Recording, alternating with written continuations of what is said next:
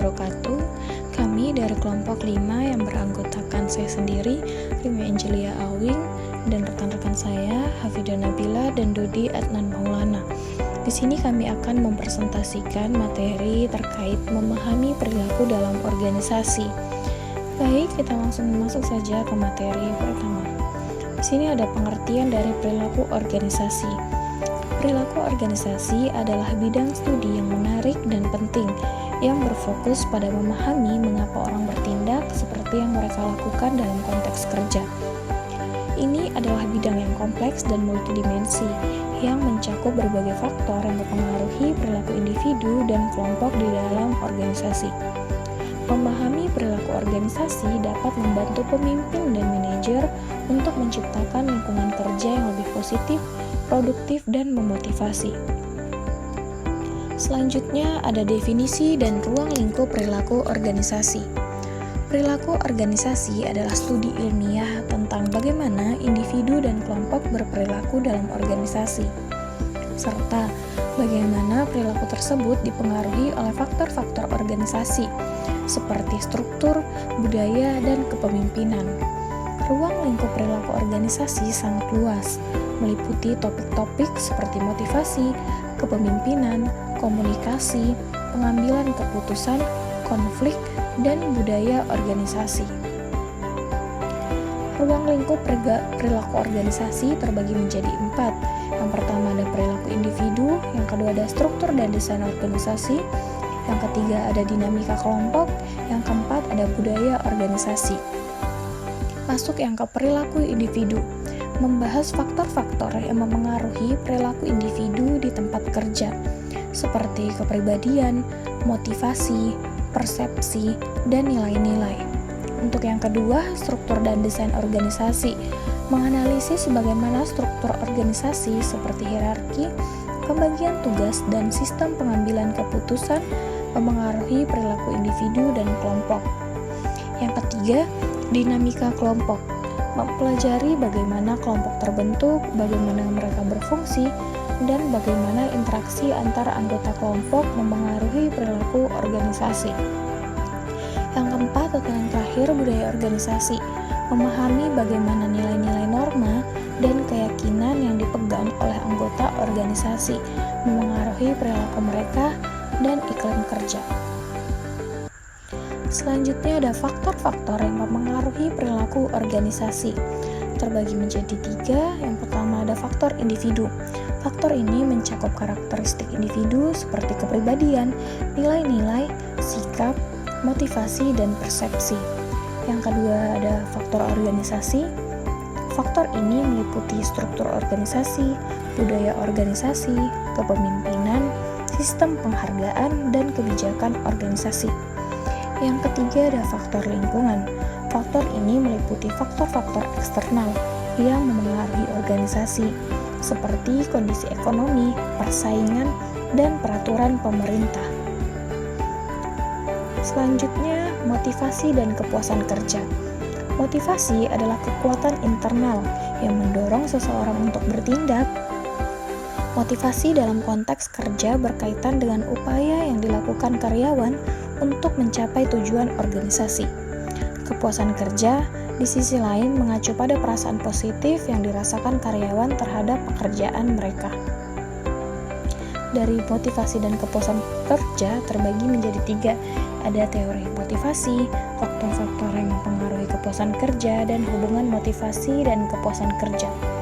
Untuk teori motivasi, berbagai teori motivasi seperti teori kebutuhan Maslow, teori 2 faktor, dan teori penempatan memberikan kerangka kerja untuk memahami faktor-faktor yang memengaruhi motivasi karyawan.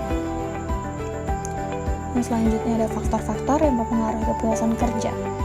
Kepuasan kerja dipengaruhi oleh berbagai faktor, termasuk sifat pekerjaan, hubungan dengan rekan kerja dan atasan, kesempatan untuk tumbuh dan berkembang, dan kompensasi dan tunjangan. Untuk yang terakhir, hubungan motivasi dan kepuasan kerja. Motivasi dan kepuasan kerja memiliki hubungan yang kompleks dan saling mempengaruhi. Karyawan yang termotivasi cenderung lebih puas dengan pekerjaan mereka dan sebaliknya. Selanjutnya, kepemimpinan dan pengambilan proses memengaruhi orang lain untuk mencapai tujuan bersama. Pemimpin efektif memiliki kemampuan untuk memotivasi, menginspirasi, dan membimbing anggota tim mereka. Pengambilan keputusan adalah proses memilih dari berbagai alternatif untuk mencapai tujuan tertentu. Selanjutnya, pengambilan keputusan yang pertama, gaya kepemimpinan seperti kepemimpinan autokratik, demokratik, dan laissez-faire memengaruhi perilaku dan kinerja karyawan. Yang kedua, model pengambilan keputusan seperti model rasional dan model intuitif, membantu memahami proses pengambilan keputusan dalam organisasi.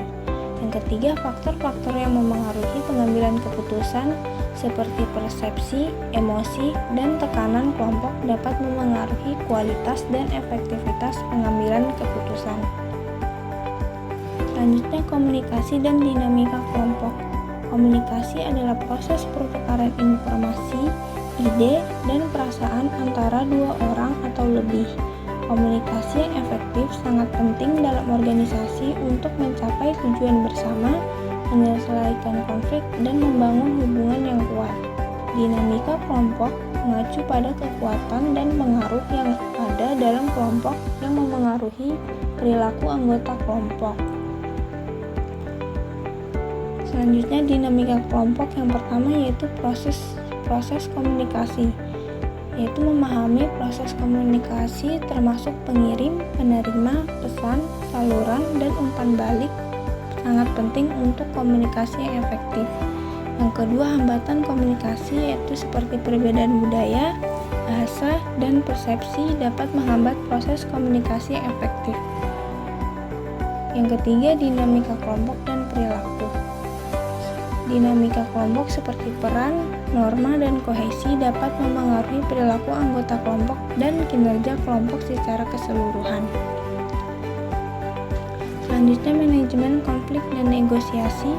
Konflik adalah situasi di mana dua atau lebih pihak memiliki tujuan, nilai, atau persepsi yang berbeda yang menyebabkan ketegangan atau perselisihan. Manajemen konflik adalah proses mengelola konflik secara konstruktif untuk mencapai hasil yang positif. Negosiasi adalah proses perundingan antara dua atau lebih pihak untuk mencapai kesepakatan. Selanjutnya, strategi manajemen konflik yang pertama ada penghindaran, yaitu menghindar konflik atau menolak untuk terlibat. Yang kedua, akomodasi, yaitu menyerah atau memenuhi kebutuhan pihak lain. Yang ketiga, kompromi, yaitu mencari solusi yang memuaskan semua pihak. Yang keempat, kompetisi, yaitu berusaha untuk menang dan memenuhi kebutuhan sendiri. Yang kelima, kolaborasi, yaitu bekerja sama untuk menemukan solusi yang optimal bagi semua pihak. Baik, di sini saya akan melanjutkan materi dari rekan saya. Budaya organisasi dan perubahan organisasi. Budaya organisasi adalah sistem nilai, keyakinan, norma, dan kebiasaan yang dibagikan oleh anggota organisasi. Budaya organisasi memengaruhi perilaku anggota organisasi, cara mereka bekerja, dan cara mereka berinteraksi satu sama lain.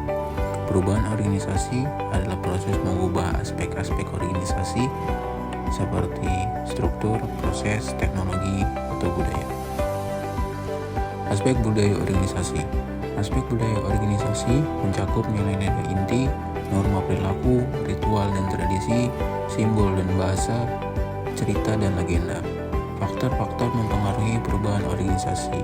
Faktor-faktor seperti teknologi, persaingan, dan kondisi ekonomi dapat mendorong organisasi untuk berubah. Tantangan dalam mengelola perubahan organisasi. Perubahan organisasi dapat menghadapi resistensi dari karyawan yang disebabkan oleh ketakutan, ketidakpastian, atau kurangnya komunikasi. Peran kepemimpinan dalam mengelola perubahan. Kepemimpinan yang visioner dan komunikatif sangat penting untuk mengelola perubahan organisasi secara efektif. Etika dan tanggung jawab sosial. Etika dalam perilaku organisasi mengacu pada prinsip-prinsip moral yang memandu perilaku individu dan organisasi. Tanggung jawab sosial adalah kewajiban organisasi untuk berperilaku etis dan bertanggung jawab terhadap masyarakat dan lingkungan sekitar. Prinsip etika dalam organisasi. Prinsip etika meliputi kejujuran, integritas, keadilan, dan tanggung jawab. Aspek tanggung jawab sosial. Tanggung jawab sosial meliputi tanggung jawab terhadap karyawan, pelanggan, masyarakat, dan lingkungan. Manfaat etika dan tanggung jawab sosial. Etika dan tanggung jawab sosial dapat meningkatkan reputasi organisasi, membangun kepercayaan dengan stakeholder, dan meningkatkan kinerja jangka panjang. Aplikasi perilaku organisasi dalam praktek bisnis. Prinsip-prinsip perilaku organisasi dapat diterapkan dalam berbagai aspek praktis bisnis, mulai dari perekrutan dan pelatihan hingga manajemen kinerja dan pengembangan karyawan. Membangun tim yang efektif. Memahami dinamika kelompok dan peran kepemimpinan sangat penting untuk membangun tim yang efektif dan produktif. Meningkatkan komunikasi dan kepemimpinan. Komunikasi yang efektif dan kepemimpinan yang kuat adalah kunci untuk mencapai tujuan organisasi. Meningkatkan motivasi dan ketertiban karyawan. Memahami teori motivasi dan faktor-faktor yang mempengaruhi kepuasan kerja dapat membantu meningkatkan motivasi dan keterlibatan karyawan. Mungkin demikian presentasi dari kelompok kami. Kurang lebihnya kami mohon maaf. Saya akhiri. Wabillahi taufiq wal hidayah. Assalamualaikum warahmatullahi wabarakatuh.